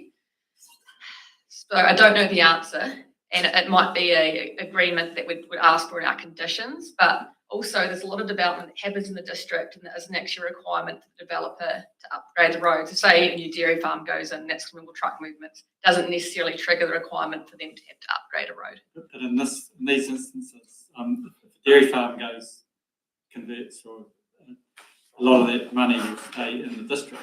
In this case, you'll have an external company probably sending power all through the country. That the economic benefits, once the wind farm is built, probably won't lie in the Clipper district. Through the chair, I probably can't comment on that too much, but I will note that it's not always a factor that we can think about in terms of effects about where the money goes. Yeah, but it is a lot of local businesses or things, if they're expanding or developing, money often does stay in the districts. Yeah, it sounds like could get quite complicated, couldn't it? Probably got no comment on that matter. Thank you for that. Councillor Ludeman. Well, could it be a wee bit like the forestry where, they have to make the roads suitable for while they're logging in a particular area and leaving it the way they found it when they finish. So could it be treated something like that? Consent process. Yeah, the consent process. You'll find out through that process and then you'll give us that information. Through the chair, yes. So, I mean, at this stage, we don't actually know completely what the whole application looks like. So it's difficult for us to say exactly what our requirements we would like to have if we don't quite have the big picture yet. Yes. Yeah. But it's something that obviously will always, not from a consent authority perspective, because in this instance, we're not the consent authority, but from a council perspective, that will be where our engineers are looking at ideally what they would like to have in the consent. And we'll be putting those suggestions forward. Yeah, thank you for that. Further questions? Discussion?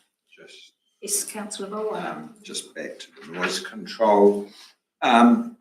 Just how often are police called on to be involved with noise control? Through the chair, not very often. To be honest, normally they're involved if there might be any sort of danger element to it, but off the top of my head, maybe twice over the last year, I think they may have been involved, but aside from that, it doesn't seem to be a major factor for noise control. No further questions?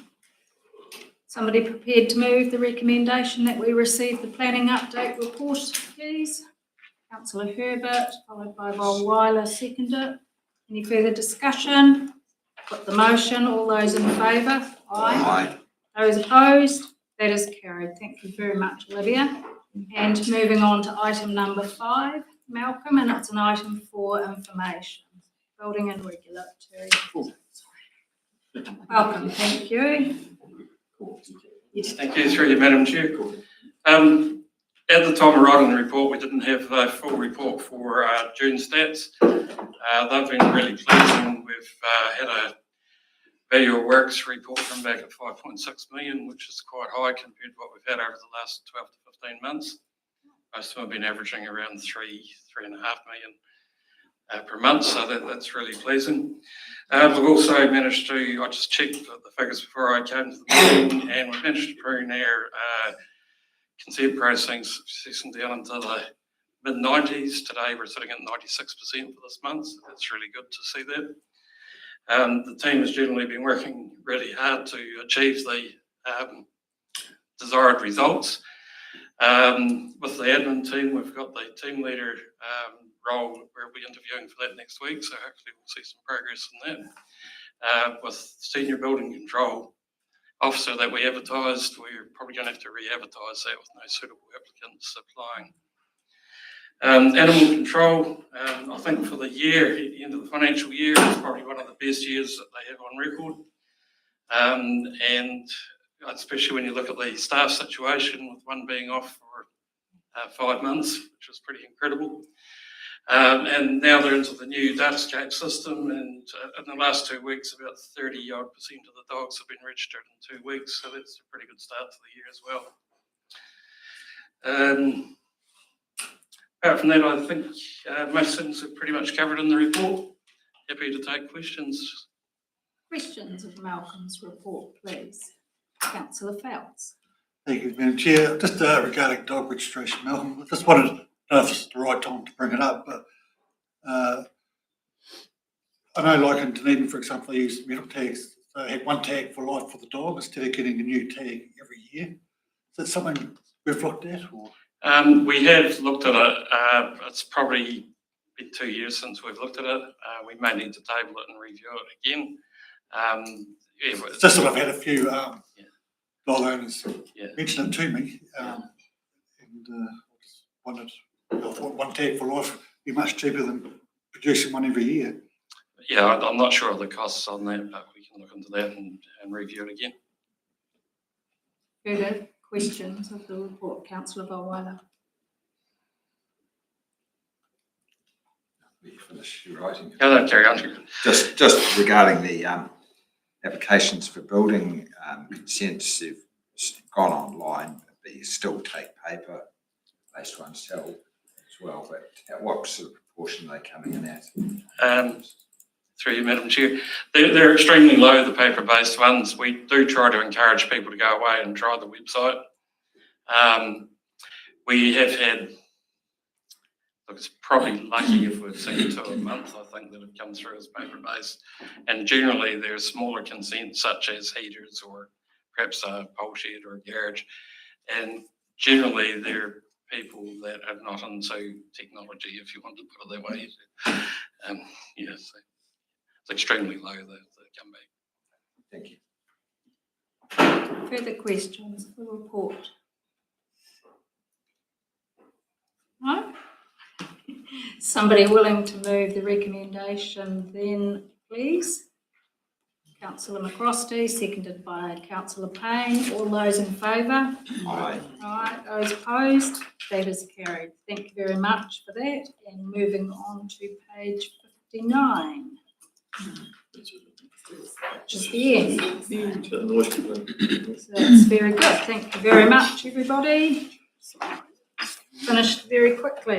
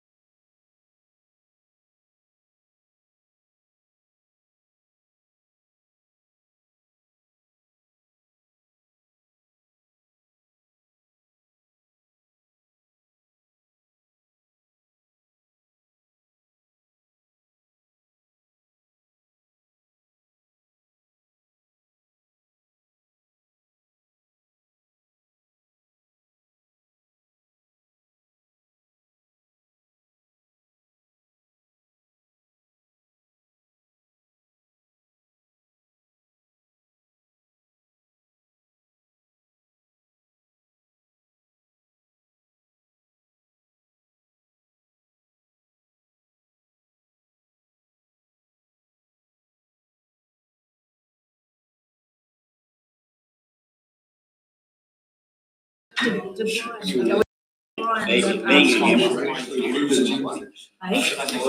with us?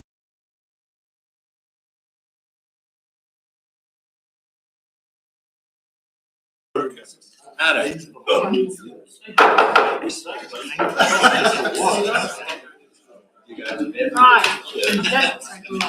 Excuse me.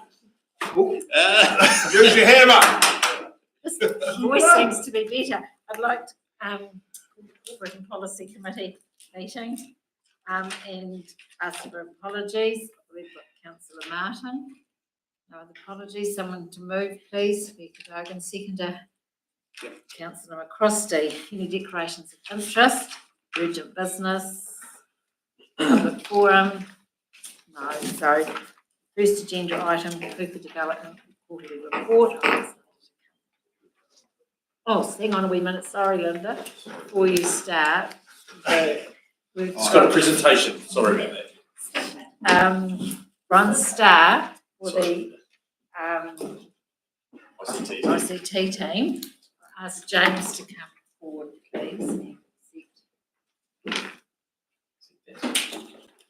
It's our 5th Cliff of Stars bronze award today. Team, so James, congratulations to your team. Thank you.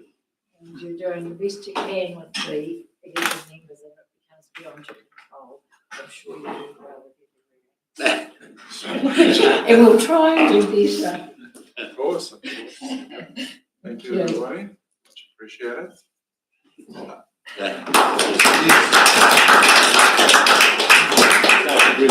James. Just thank you once again for this opportunity and supporting the IT team in our duties. And as mentioned this morning in the risk and insurance, I mean, it's a group effort at the end of the day. We're all in this together. And us as an IT team won't have a job if it isn't for all of you people. Thank you. Okay,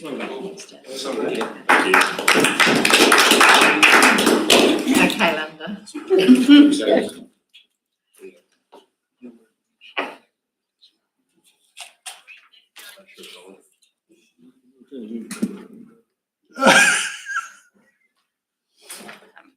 Thank you, Madam Chair, Mayor and Councillors, for the opportunity to present the quarterly report for April and June. I'll just take it as read, but I'll just go through just a couple of areas.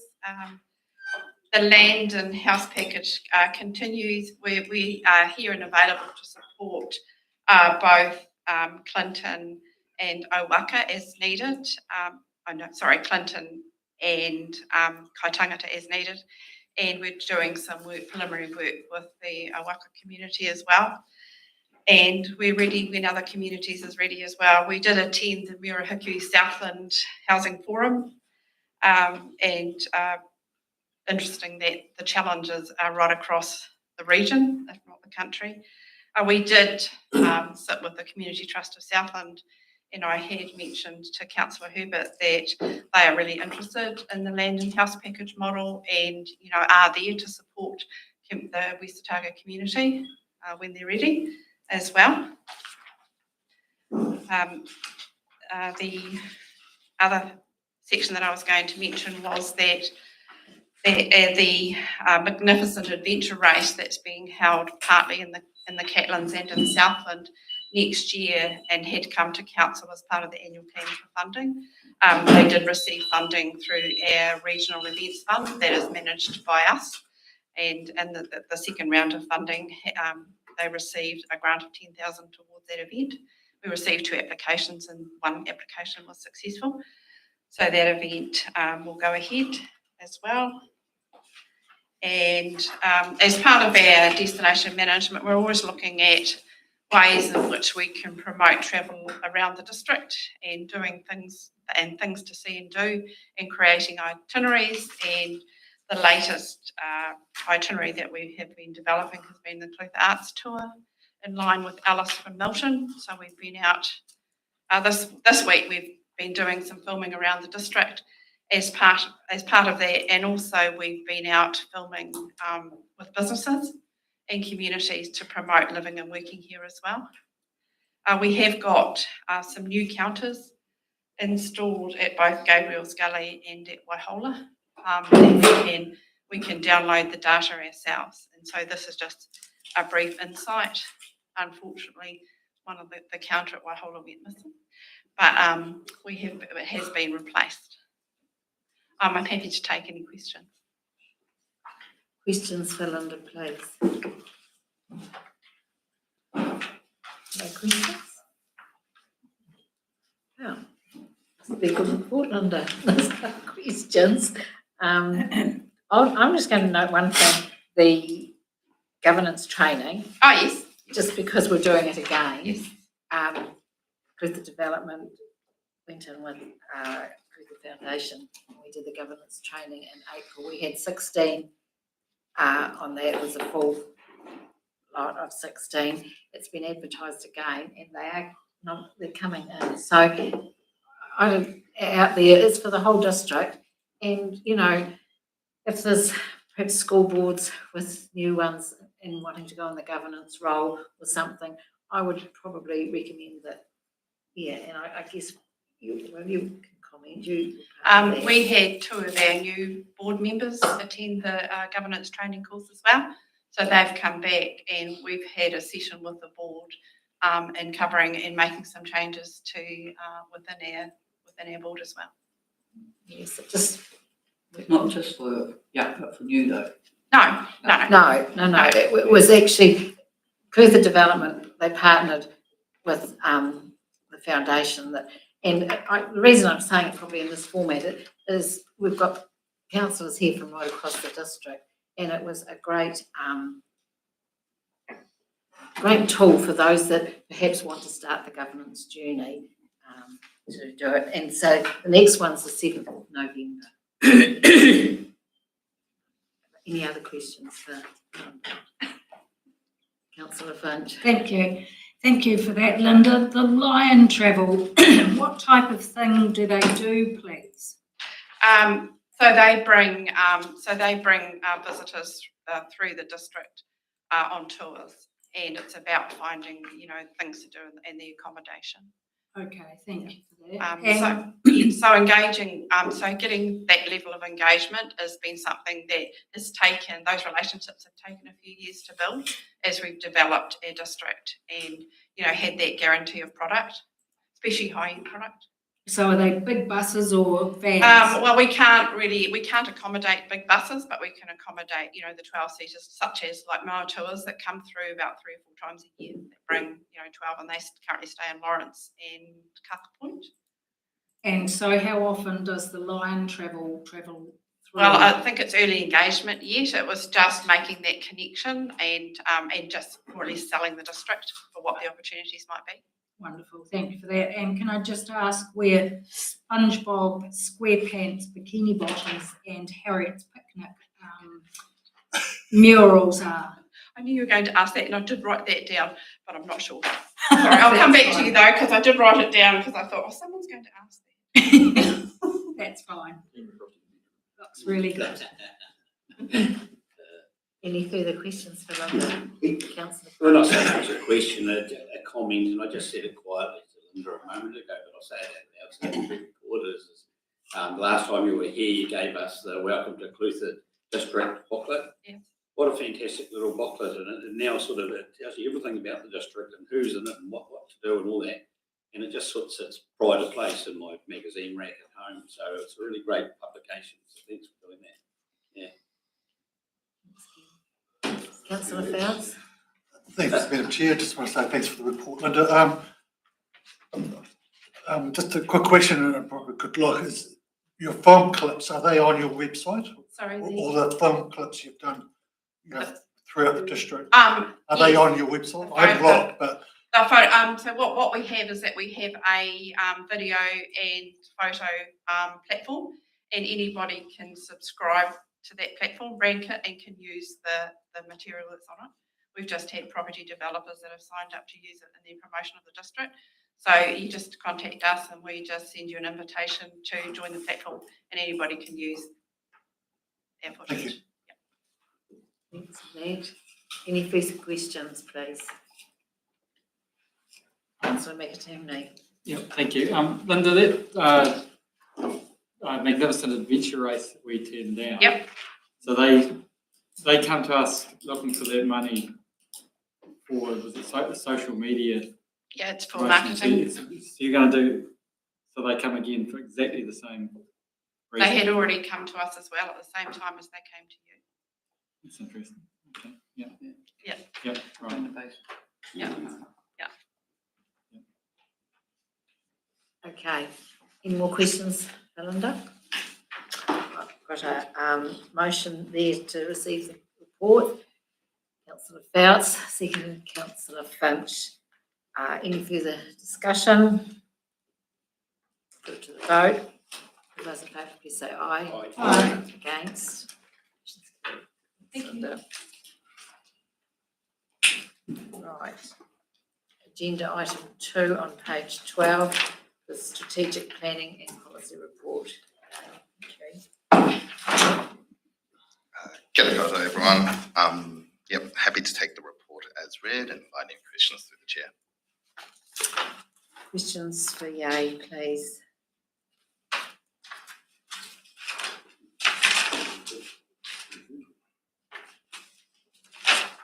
No questions?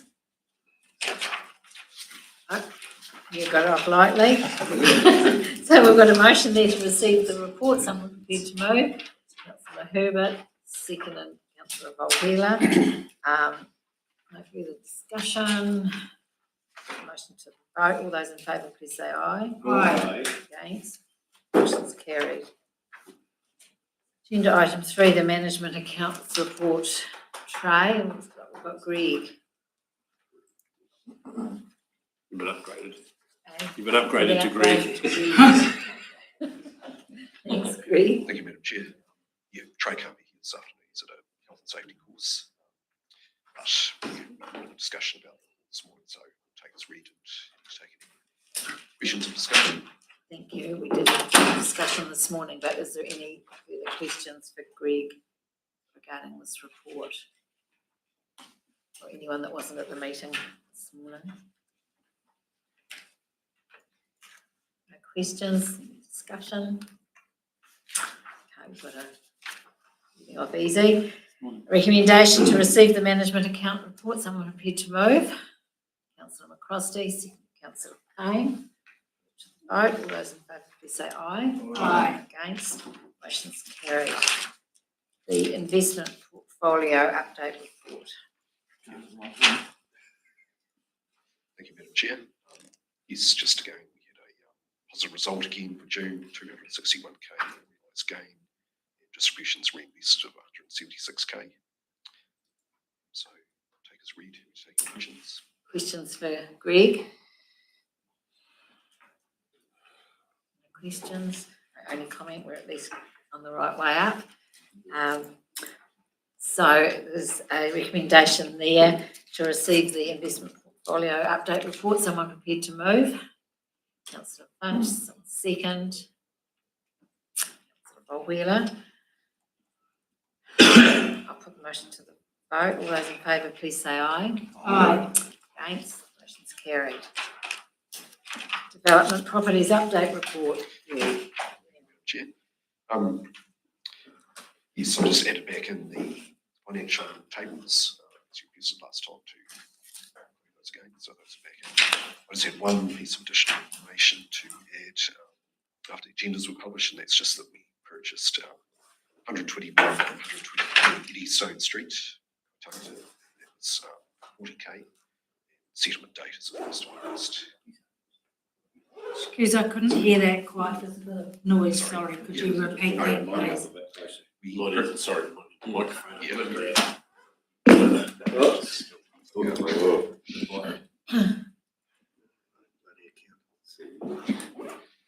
Jack, ICT's left. It's yours. Yeah. So just, I was just adding the piece of information that we purchased 121 and 123 Eddystone Street, Kaitanga, and that was a purchase price of 40k, and the settlement date's 1st of August. Thank you for repeating that. That's all good. I'll just take any other questions. Any further questions for Greg? councillor Bouts. Just a question regarding, thanks, Madam Chair, Sterling, so are we got any activity ready to be sold? Because I know initially there were some that could be sold quite easily. Is that happening, or are we waiting until the whole thing's getting done? I would probably have to check with Steve, as I'm not too sure. I know that we've got the 32k sale proceeds so far. That was back in October last year. Yeah. As to whether, I don't know, Sonia, do you know any more about Sterling? Not to my knowledge, sorry. I thought there was one section we could sell on this edge of the street without doing a whole lot of investment. Yeah, I thought there was about 4 or 5 there. Yeah. Not sure we're actively marketing any of them more. That's right, I'll check into that Thank you. next time, yeah. Thank you. Any further questions for Greg? I'll just make a comment. Good to see the sections in Rosebeck Terrace slowly selling. I thought that was a real positive, actually. Foundations down on the first. Oh, really? Well, that's even Oh, better. wow. Good. And on the weekend. We want to see. Any further questions? No? Okay, there's a motion there to receive the Development Properties Update Report. Someone prepared to move? Councillor Payne, someone second. Councillor Herbert. To the vote. All those in favour, please say aye. Aye. Against? Motion's carried. And the corporate finance, are you doing this one as well, Greg? Okay, I'll let you. Thanks, Madam Chair. Yep. I'll take that as read too. Okay. Questions or discussion? Questions on the corporate finance team report? No any questions on this report? Just like this morning, I guess we need to acknowledge the work that the team have done with Datascape over the last little while. A smooth changeover, I think. It's obviously been a lot of work in that area. Other than that, there's a motion there to receive that report.